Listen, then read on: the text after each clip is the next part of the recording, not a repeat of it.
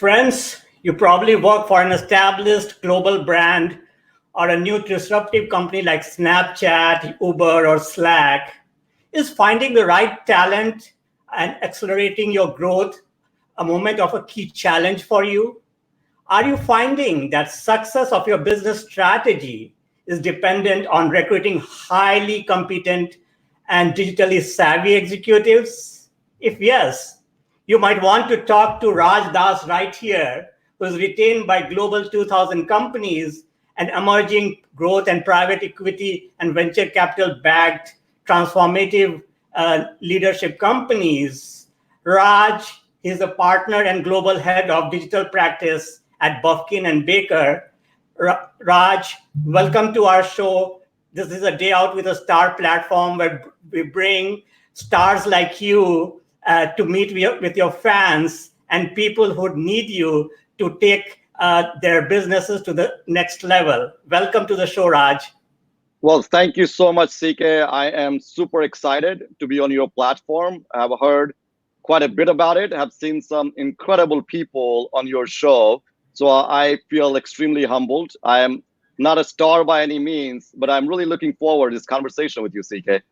No, thank you so much, Raj, for coming here. Raj, Rome was not built in a day. This is my favorite line. So you have had a very interesting career journey over the last 25 years. Can you walk us through your milestones?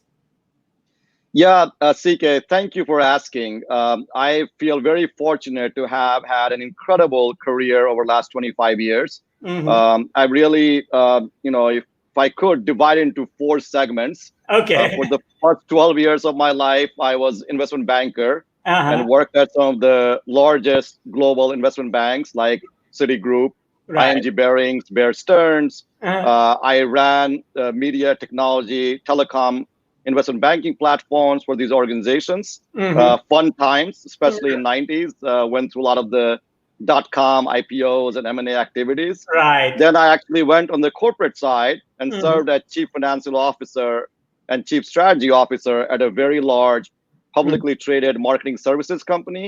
Okay. Helped build that organization. When I joined, they were about $250 million in revenue through a lot of organic growth, as well as about $300 million acquisitions. We grew that to 500 million plus in revenue. Mm-hmm. Got to play the principal role as a result of that.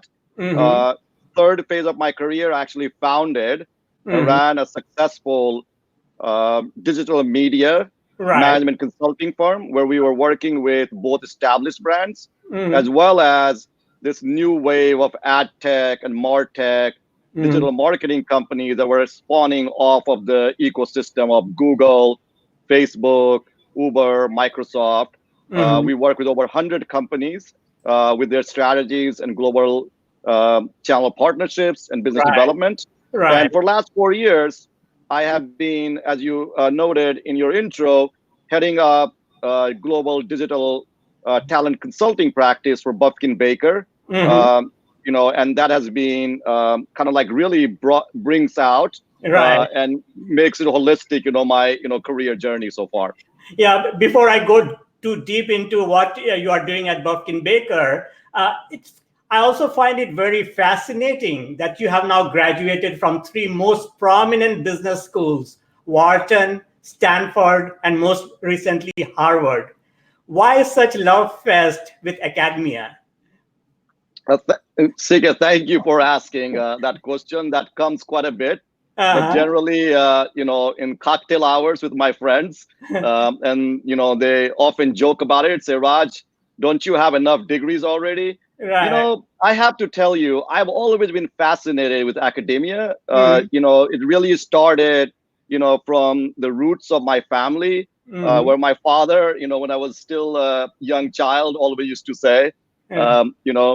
buddy, no matter what you need to do, you have to go to Harvard. Okay. Harvard is Harvard. So Right. I think there was a very strong emphasis from extended family in terms of academic achievements. And Mhm. I've found over the years, academia, is really at the cutting edge of, the collaboration that's happening in the world of research Mhm. and the world of corporates.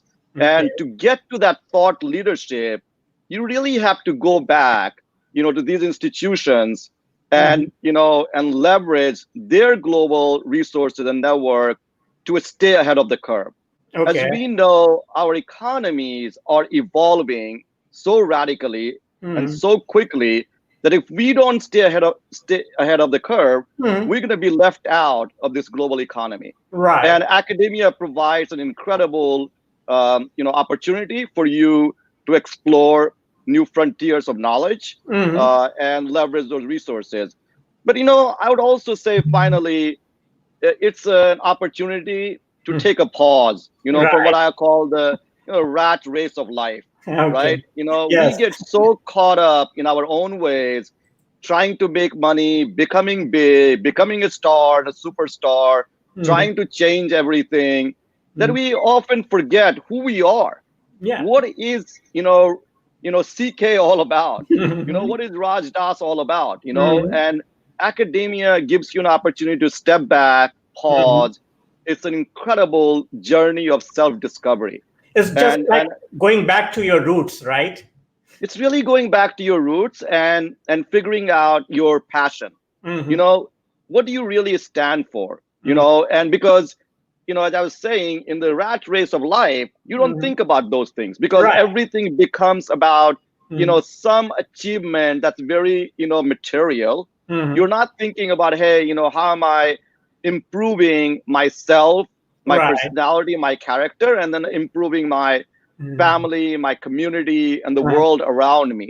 Where Mhm. in you go to place like Mhm. Harvard, Stanford, Wharton, or any other one of the great institutions of learning Right. out there, you are surrounded by this incredible pool of talents from all around the world. Mhm. And so it gives you an opportunity to pause and reflect and, as you said, really Mhm. go back to your roots. Uh, Talking about talent, why did you join a talent consulting and recruiting organization? It was a pure accident. Mhm. About 4 years ago, I was looking to um, basically transform my management consulting practice to Mhm. be more competitive with the likes of Mhm. McKinsey, Bain, Boston Consulting Group. But we unfortunately did not have the capital base to Mhm. really bring on the right sets of individuals to grow it to the next generation platform. Right. So I was fielding offers, at a pretty significant leadership level at some of the largest companies in Silicon Valley. And Mhm. then ran into an old friend who had run a retained executive search firm out of Nashville, Tennessee for the Wow. last 25 years. And 15 minutes into the conversation, we were having a cocktail at W Hotel, I still remember, in 2015. And he Uh-huh. said, hey, come work for me. And Okay. I thought that was one of the craziest ideas I've ever heard in my life. I said, hey, I used to hire you guys to Uh-huh. find talents at my companies. I Mhm. don't know. I don't know how to do this stuff.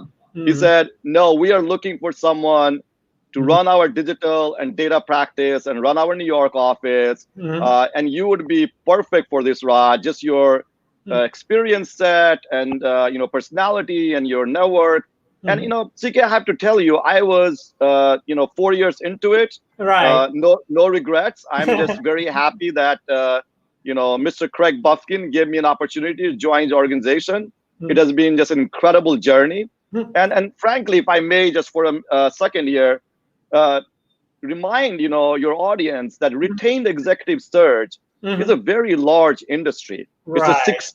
16 billion dollars a year Okay. global market, Uh-huh. and $10 billion of which is the fees that are generated in the United States. Oh, And wow. yeah, and we are really very differentiated versus our larger competitors because we come as partners, from Mhm. operating background. So we Mhm. can connect with Mhm. the executives at Mhm. companies and the board members that we work with because we Mhm. have been in their shoes, like we have Right. seen their pain points. We Right. know their challenges and we know how if they don't Mhm.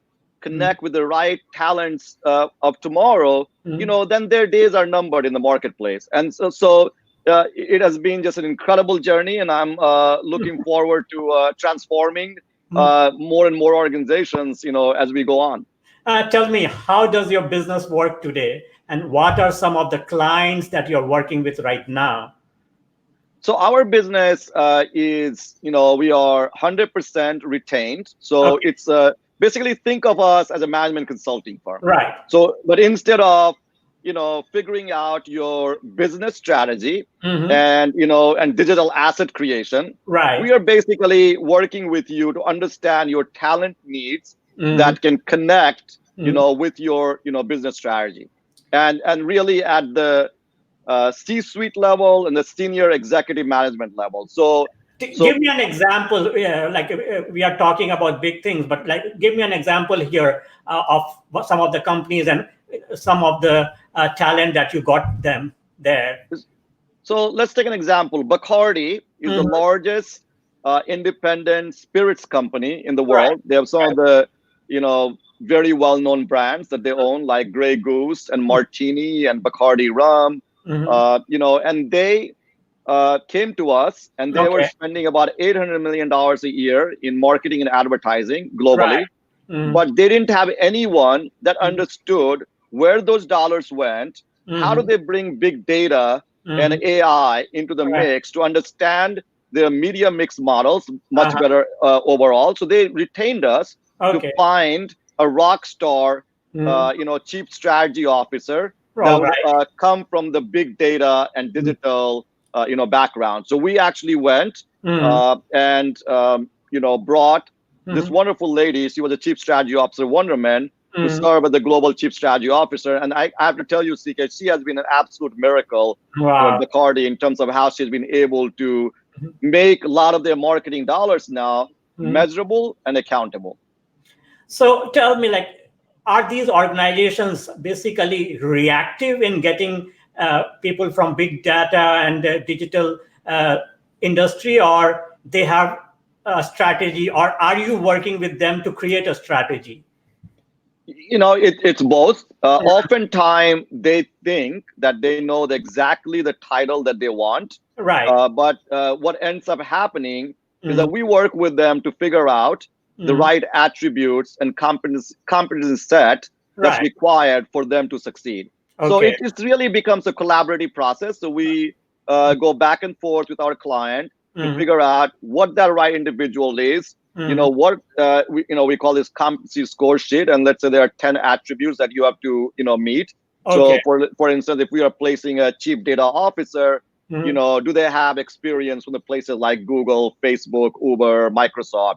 Do they mm, understand the world of big data? Do they mm, have they gone back to the world of academia to mm, get the latest thought leadership, right. around that? Can they see the forest from the trees? Not Okay. someone who can just code and program, but Right. someone who has the executive maturity to Mm, lead a complex organization across a lot of the mm. matrix functions, globally. Yeah, that brings me a very good question is that how can a professional align himself or herself to the new skill requirements of this industry? Yeah, so we say, like, look, first of all, Hmm. it's a it's absolute requirement that you have to have the functional knowledge and Right. expertise and a skill set in the Hmm. world of digital data analytics, cybersecurity. Okay. So do you understand, Mm-hmm. the world of big data? Do you understand artificial intelligence? You understand machine learning? Do you Hmm. understand how those principles and concepts are being applied in different verticals, whether it's Hmm. FMCG world or hospitality or healthcare or Right. hospitals? Right. But more importantly, do you have the executive maturity to parse the forest from the trees? Because Right. I run into some smartest data scientists, to be honest with you, and Right. they come out from the worlds of Uh-huh. Caltech and Uh-huh. MIT and Harvard, and um, nothing against them. They're absolutely brilliant people. But Hmm. if you ask them to explain Hmm. what they do in their offices and cubicles on their computers in Python and C++ and blockchain, and how Hmm. does that apply to their organization, Right. they could not explain that to you, Hmm. because they are very good at doing Hmm. very discrete Hmm. functional pieces of their job.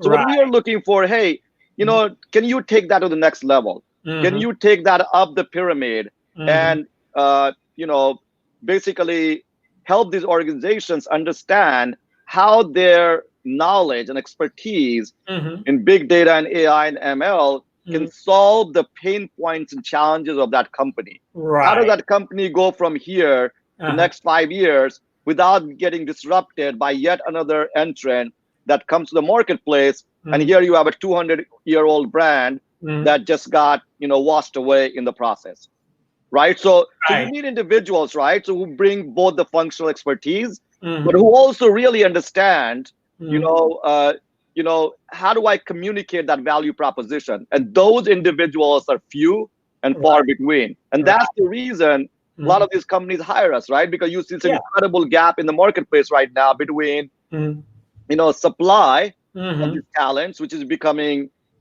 really constrained, and this massive demand, in the marketplace for these kinds of talents. So, we are there to bridge that gap. So you have to understand their models. You have to understand the world of big data and analytics and AI and ML to be able to convince, right, someone who has had a very cushy job for last 10 years at Google. But how do you take that individual from Google and put them into Bacardi?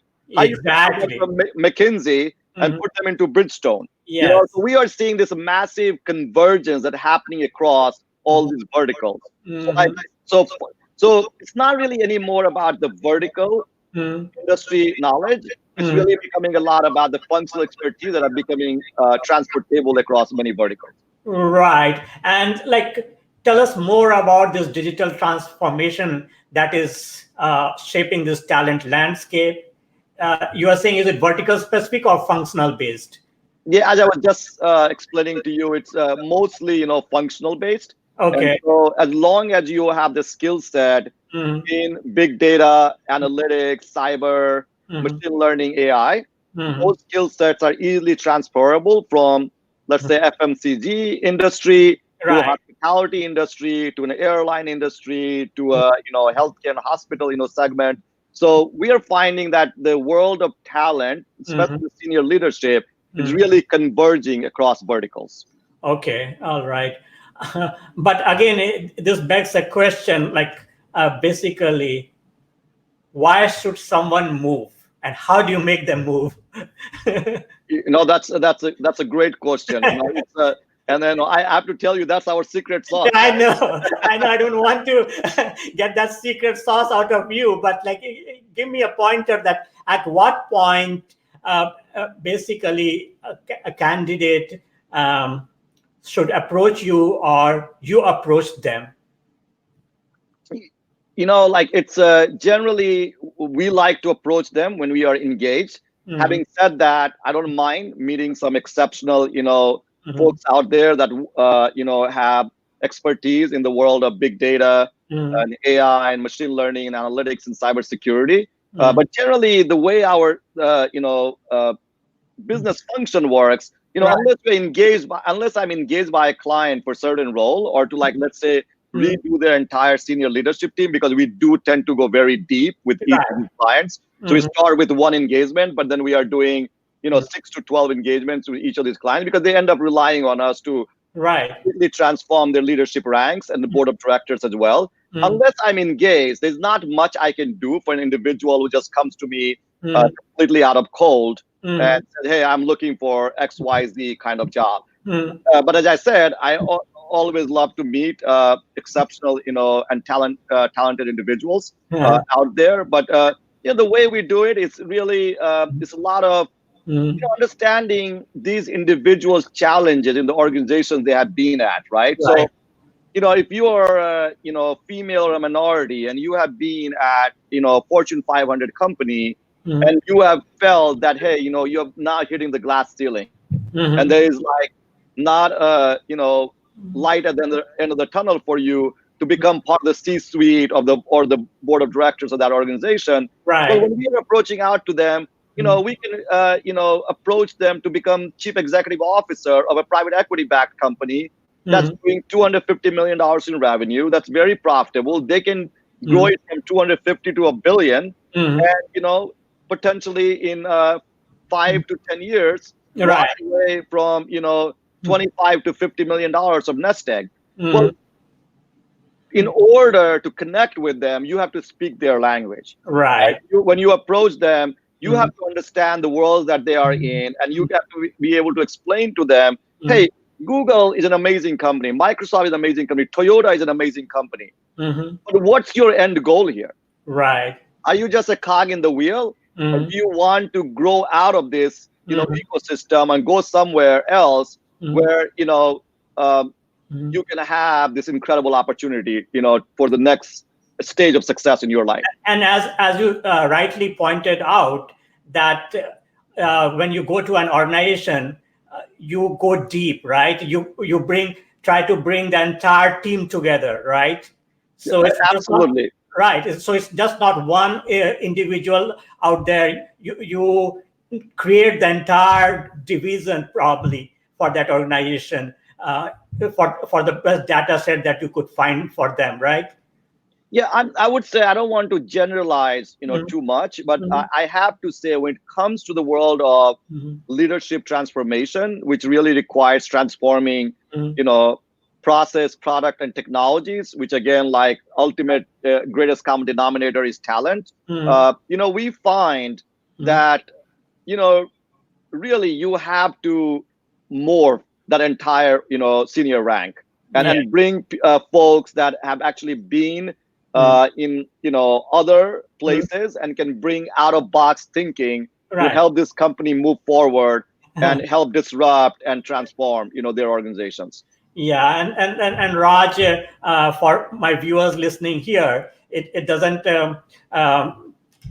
You still have your Rolodex, right? So adding people to your Rolodex and then combining that with your search that you are doing always helps, right? There's no question about it. Look, as I said, I love meeting folks. I joke about it. Like, so one of the advantages of going to Harvard and Wharton is that you get to belong to Harvard and Penn Club in New York City, and which is very close to my offices here at Graybar Building at Grand Central. And so Monday to Friday, you can generally find me in the evening having a coffee or a cocktail with some exceptional individual who is out there to go change, disrupt, and transform No. an organization and make it the organization of tomorrow.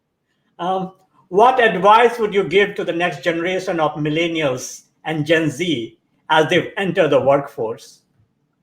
I would, like my biggest advice to them, Mm. first of all is code, Mm. code, code. You Okay, know, right. get in the world of programming if you are not, because it's all becoming about next generation of parsing, Uh-huh. big data Right. using blockchain, artificial intelligence, machine learning, Mm. and who knows what's to come over next 5 years.